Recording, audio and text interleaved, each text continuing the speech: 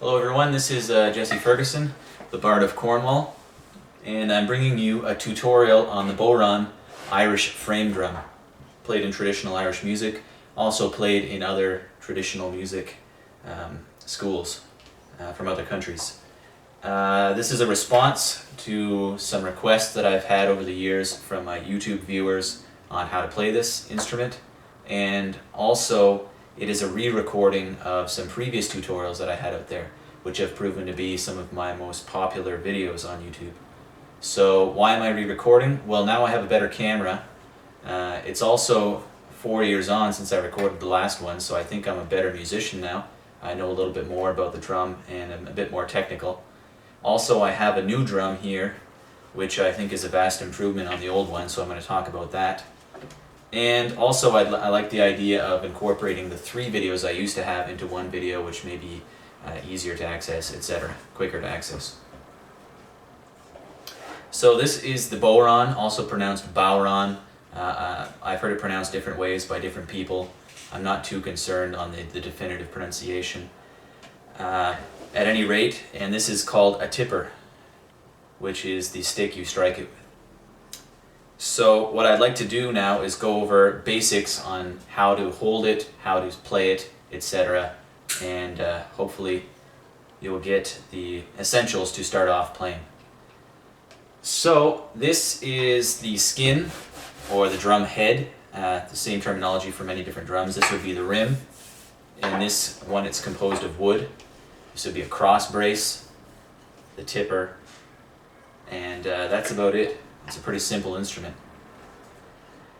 So there are different types of Bodhrans out there.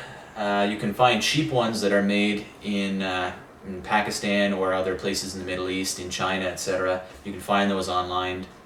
You might buy one of those to start off learning. You can find them also in Celtic gift shops made by various brands. I don't recommend those cheap ones. The reason being is that most of the time when you buy a cheaper instrument, the skin, the drum head, will not be tunable. This high quality one that I've purchased is a tunable drum, and basically you take a small Allen key and you can adjust the tension on the head with these little dogs, I think they're called, but basically they're little screws that adjust this rim, which floats freely inside. So what that does is it pushes against the skin in order to adjust the tension.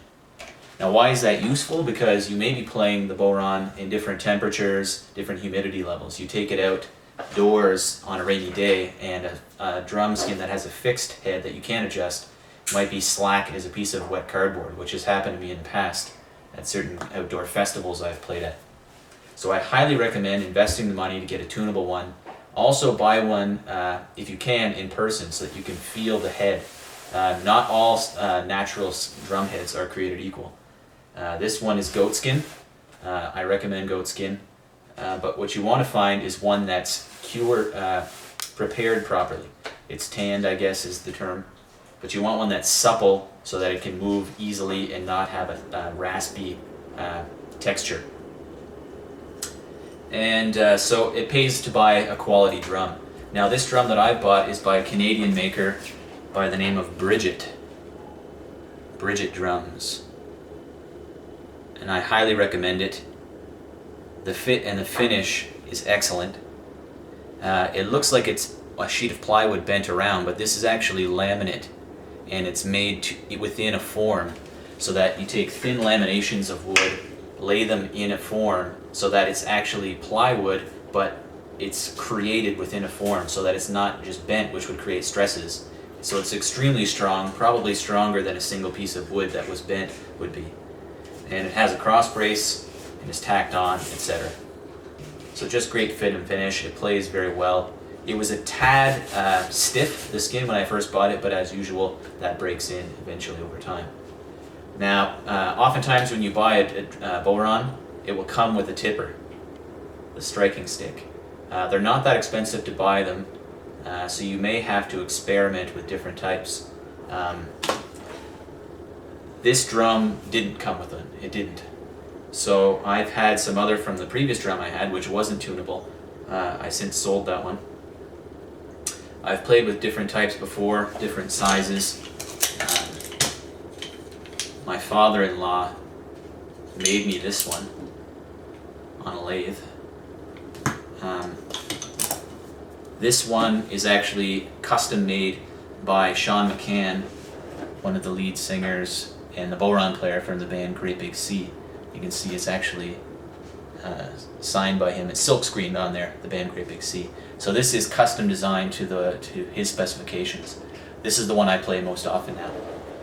But the key with tippers is you want to find one that's comfortable for you.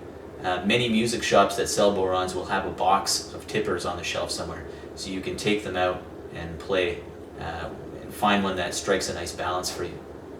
They don't have to be expensive. You can find very expensive tippers out there.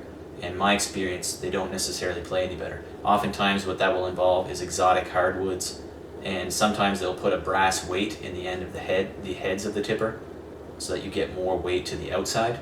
You might find that useful, but I don't necessarily need that. I made these ones myself out of barbecue skewers. There's a long one and a short one. So there's a tutorial online that you can look up for how to make that one. You round the corners off. And the barbecue skewers create a sort of clacking sound. It's a little bit lighter. It's a different effect. So the key is find one that works for you and work with that basically. Don't just stick with the one that came with your drum necessarily if you don't like it. So how do you hold the instrument? Well, I'll start with the tipper. This is the part on my previous tutorials that I spent a lot of time with. I found that in the tutorials I found online and on YouTube, which I've benefited greatly from, I'm very grateful for those videos online, is they haven't shown closely enough and explained carefully enough how to hold the tipper. So I'm going to show that to you, and bear with me if you already know how to do it. I'm going to show it to you close up and from different angles. You hold it essentially like a pencil. And many tippers come with either a knob or a groove that's off center. That's where you would hold it. This one has a groove instead. Notice that it's off center. So you want more hanging out on the point side of the pencil if you're comparing it to a pencil. Same deal with this one. So again, that's what that looks like. And you'll notice that I'm not holding it in a death grip or wrapping any extra fingers around it. It's held firmly so that it's not flopping side to side, but that there's a bit of play in it, as you would say, because part of what we're going to do to get striking the head of the drum is to have it almost bouncing off the skin when you strike. You want a bit of bounce. So if you're holding it in a death vice grip, you're not going to get that nice bounce that allows for responsiveness. So that's how you want to hold it. Now obviously there are different styles of playing. You can find whichever works for you. And you'll see how I work the tipper that way. Now there are other styles of holding the tipper. There is what we call top end style, where you can practice with a pencil on that one. I've fashioned one myself from a dowel in which I've taken a file and carved little grooves on just to help the grip on that top. And top end is played like this, and you play typically on the top end of the tipper.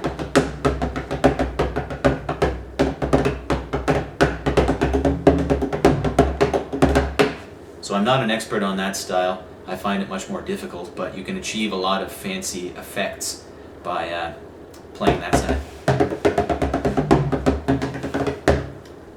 So that's a different style of playing. Now we know how to hold the tipper. How do you hold the drum? Well, the best way to start off is by sitting down when you play. Many experts whom I've consulted their videos or their online tutorials suggest that sitting down is the only way to really play the bodhran to its full potential.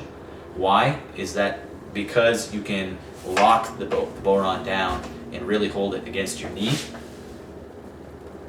and also against your body, right here. So the key is that you want to be able to completely rest the drum so that the hand that slides around here to change the pitch of the drum skin is free to move around without impediment. In other words, it's not engaged to hold the drum steady, the rest of your body does.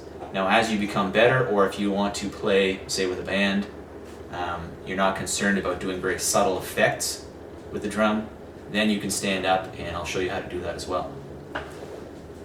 In either case, sitting down or standing up, what you want to be able to do is lock that drum in against your body. So how do you do that? Well, you create pressure by holding it, tucking it under your armpit. The further back in your armpit you hold it, obviously the more stable it becomes, but you're also muting some of the skin with your body. So you don't want it completely out here where it's flopping around, but you don't want it too far back that it's muted. Unless maybe you're concerned to be really quiet for practicing purposes maybe. But you don't want to deaden that skin too much because the bounce is part of what you want to train yourself with the tipper. So this hand in the default position, you're, in my case, a left hand. If your dominant hand is right, you'll be playing your left hand inside the drum. The default position would be right up against the rim. Yes, holding it somewhat. You can take it off that way. But sort of muting the skin, partially muting it. So the way I do that is I use just the top portion of my hand, the meat of the palm portion here, and that finger and thumb. That part would be resting against the skin, whereas the bottom portion of my hand is away. You can see that there. It's not actually making contact. I can bring that down to create an effect of muting on the skin. But the default position is there where it's not muting very much. Whereas if I lay that palm flat, it's significantly muted.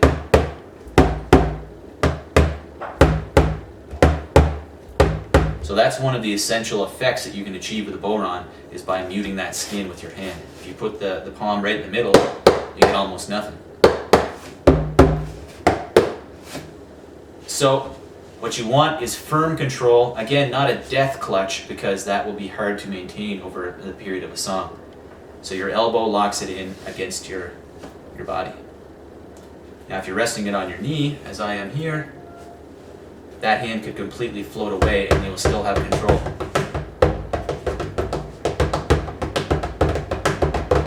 Now if you're standing up without some kind of a strap, that would be hard to achieve. So that's how you hold the Bodhran.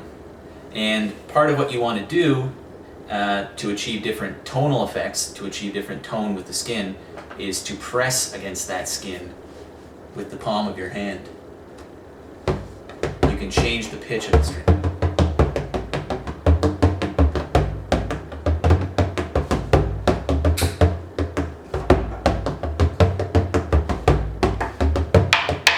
So you see how that goes.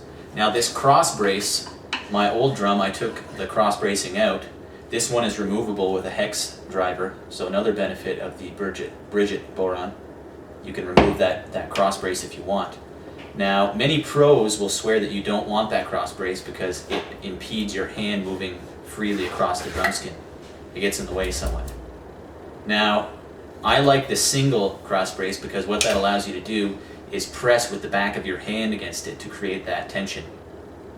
You can press against it, creating a leverage point.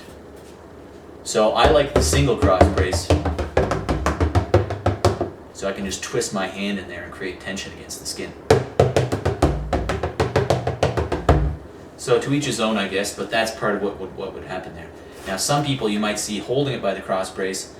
Most pros wouldn't recommend that, not that I'm a professional, but I wouldn't recommend it either. And the reason being is that you can't create any difference of tension if you're holding there. So basically one reason you might want to do that is if you want full throttle hitting, if say you're playing in a band situation and you want your drum to produce maximum volume. So that's one possibility. So that's how to hold it. Now we'll move on to striking the drum.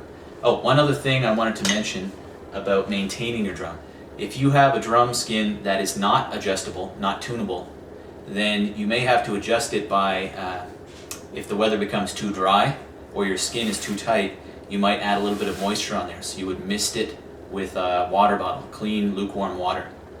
Rub that in and let it sit there for a moment. Or some people place it over a tea kettle that's steaming. I would watch out for that because the high temperature might damage the skin. I would prefer using just lukewarm water. Now, on the other side of that, if your skin becomes too loose and floppy because it's moist outside, too much humidity, you're sort of limited in what you can do in that case with a fixed skin. But some people will run a hair dryer over it at a low setting. Again, be careful you don't scorch the skin of the head.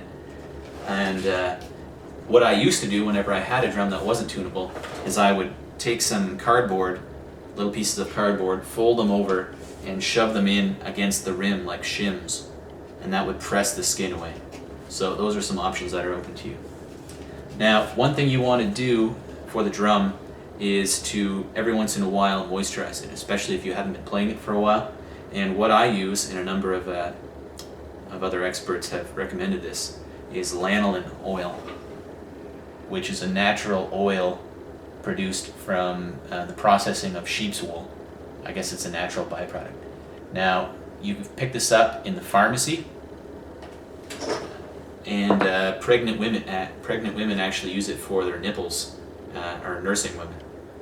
And so it's a natural product, safe for your hands, safe for the skin. I think it's made from sheep. This is made from goats. It seems to be a close match anyway. And so for about $5, you might have to order it through the pharmacy because some of them don't stock it. And that would last you years if all you use it for is maintaining the drum head. So what you would do is you take a little bit of that on your finger, dab it here, rub it in, do the same to the back, and let that sit overnight. Rub it right in with your hands. It's thick stuff, almost like tar. Whenever you've let that sit overnight, you take a dry rag, or maybe napkins, and you would wipe off the excess. And it will be tacky, somewhat sticky for the rest, but that's fine. And that will sink right in there and moisturize and protect the skin. So you would do that. I do it maybe every 4 or 5 months, something like that. So that's a bit of maintenance.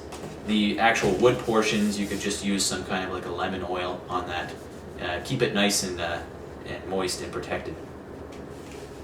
Actually, the oil from your hands, as far as I understand, is actually good for the skin too. So if you just rub your hands over it every once in a while, that might add some dirt to it and discolor it, but I'm not too concerned about that. So, actually playing now. So as I mentioned, that's how I want to hold it, like a pencil. Now, because this is oriented to the side of you, you're going to bring this hand in, of course, and notice that my elbow is pretty much at my side, comfortably. I'm not locking it in there, but it's comfortably at my side, just at ease, right? And I'm going to bring this hand over to strike the drum. I'm not going to bring that drum in. I'm going to keep it at a right angle to my body. And so the motion I want is sort of pivoting along the axis of my wrist, like this. The wrist is in a little bit, and it's pivoting up and down like that. I'm not raising that arm up like a chicken motion. And so what I want to do is focus on the pointer, the head of the tipper that's closest to the drum. Don't worry about the second tipper head at first. The key is to master playing with this end before you even try to do anything with that end.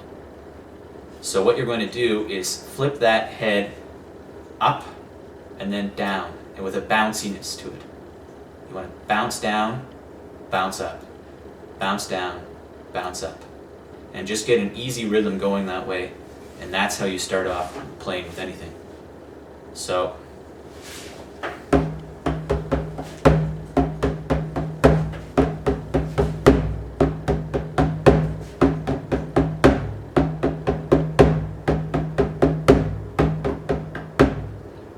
down, up, down, up. And you'll notice that my wrist is doing the motion. The forearm and the bicep and the tricep aren't doing very much at all.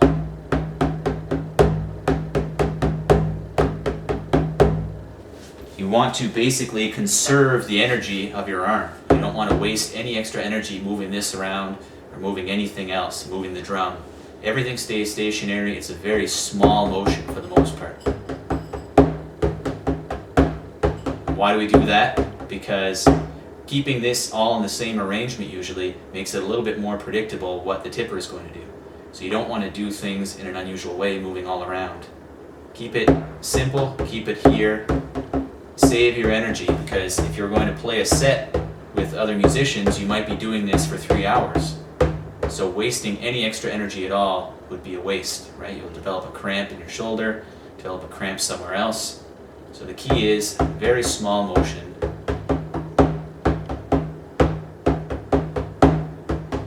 And don't worry about that second tipper head at all. That's one big mistake a lot of people make, is they try to do fancy rolls right off the bat. So that's what you want to do a simple motion. Don't worry about changing the pitch of the head of the drum at first. Don't bother with that at all. Just keep the default position, one thing at a time.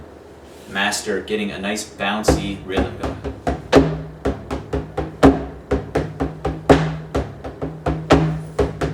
You can put on some slow tempo music and just get that going nicely. Don't try to practice too slow at first. I find it's easier to keep a regular rhythm at a moderate tempo, about what I'm playing now. When you start slowing it down, it makes it hard to bounce that head off, the head of the tipper off the drum skin. I find it does. It's easier to learn Bodhran at a moderate tempo than at a very slow or a very fast tempo, in my experience. So once you're able to do that well, then you can try adjusting the pitch. You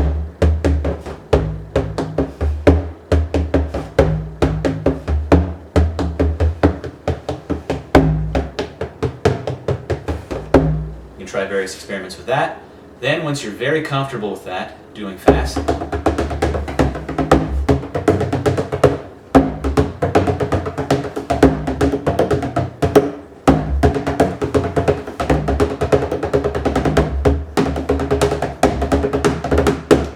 then, as I did at the final roll there, is you bring in the top head of the tipper. Now, how do you engage the top head? In which case you would be doing a sort of alternating pattern, or likely a roll. You'd be doing diddle-da-doo, diddle-da-doo.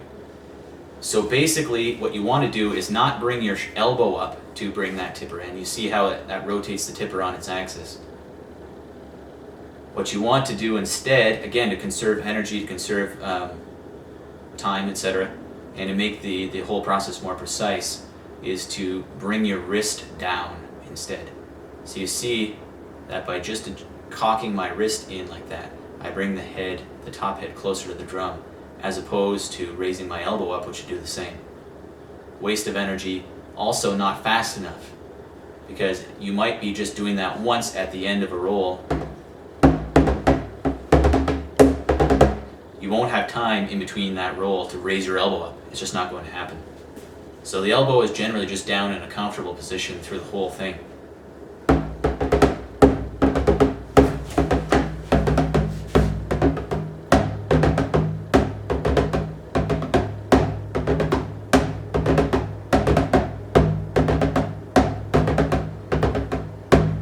So you see, it's quite hard to do when you slow it right down.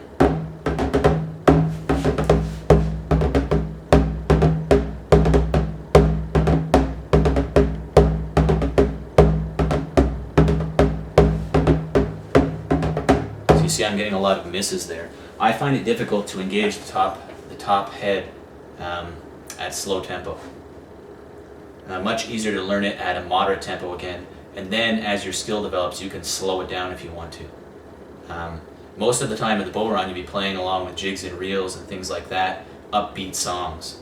You generally wouldn't do them with a very slow ballad or air or things like that. Mind you, some expert players might do that as well.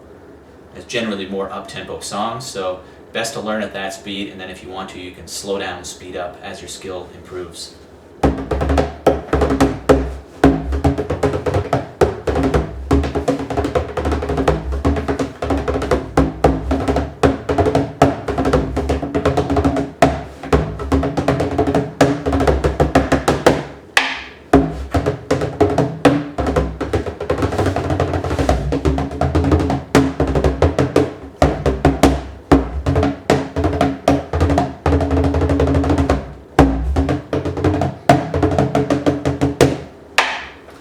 So that's the sum total of basically what I know about doing fancy rolls. There are other YouTube videos out there. Masterclass Bodhran, I think, is one. There's a woman from Ireland, I think, who does those, and she's quite good, much more technical than I am. Most of the time, what I'm doing is playing Bodhran to accompany myself with a cappella songs. I guess it wouldn't be a cappella in that case exactly, but songs like The Rocky Road to Dublin. Well, in the merry month of June, from their home I started up. There's a pilgrim nearly broken-hearted, saluted father dear, kissed me darling mother drank, and then I would do a roll to finish it in between the verses.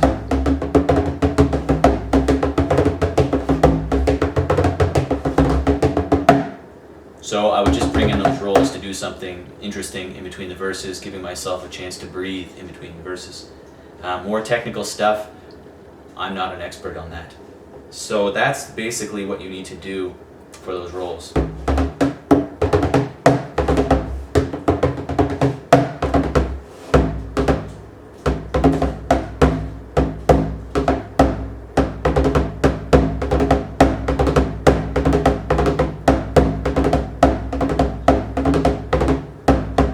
Something like that. So that's about all I have to say about the Bodhran. I'm self-taught, not an expert, and I hope that could give you the basics in terms of getting started. So the key is to play along with some music that you like. There's plenty of it on YouTube. Check out the Chieftains, check out the Dubliners, check out Danu, some other of these Irish or Scottish bands, and you'll be able to play along with them, play different types of songs, jigs, reels, etc., those kind of things. Learn the different patterns, and just have fun with it. Now, obviously, the things that I've told you in terms of holding the drum, you have to find what works for you. I mean, there are some people, purists, who might say that it has to be held this certain way or this or that way. I say find what works for you, enjoy it. You don't have to have a lot of training in it to enjoy it. One thing you do want to do is learn how to become good at it before you take it to a public performance type level, where you might be at a ceilidh or doing a pub session with other people. You show up as the Bodhran player for people who know how to play their jigs and reels and mess it all up because your timing's off and things like that. So you really want to practice quite a bit on your own first before you bring it out and play with other musicians. That's just a bit of advice. So other thoughts on the Bodhran? I would get a case for yours. This is a cymbal case made by Sabian, and it has a pocket in the front for my tippers, and it's padded on the inside. You can buy hard shell cases for the Bodhran. It might be a good idea. This I think was about $25. My drum I think I paid about $300 for it. If you intend to get serious about it, if you're already into Celtic music and other types of traditional folk musics, my advice would be don't buy a cheap one at the beginning. You're just throwing your money away. Buy a good one right off the bat. If you decide it's not for you, you can probably sell it back for maybe 2/3 of what you paid for it right away. There's a good resale on some of these drums if they're high quality. Whereas those cheap made in Pakistan ones, no one's going to want to buy that, I don't think, again. Also, if you can, as I mentioned, buy one in person where you can play the skin, because not every drum from Bridget will be as good as this one, I'm sure. I played a bunch of them in the store. I bought mine at a place called Tony's Music Box in Fredericton, New Brunswick, in Canada, if you're interested in getting it through them. A great place to buy instruments. So that's all I have to say. Otherwise, just practice, have some fun, and try out different tippers, try out different techniques. And yes, so I hope this was helpful. And if you like the videos that I'm putting up, please subscribe. And I wish you all the best in your playing. Bye now.